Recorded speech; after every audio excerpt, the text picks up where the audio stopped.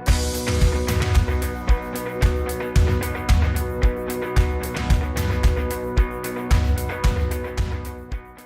everybody, Chris here, and today I'm going to show you a really great side dish. It goes with so many things, and it's quick.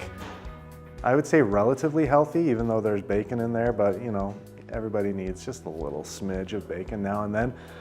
So braised Brussels sprouts, so delicious, like 5 ingredients, really, really quick. Let's do it.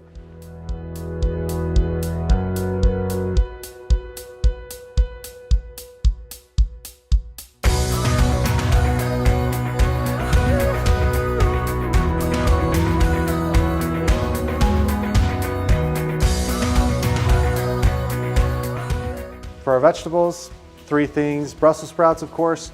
We also have onion that we're gonna caramelize in some of the bacon fat, and then mushrooms. And you can use whatever type of mushroom that you want.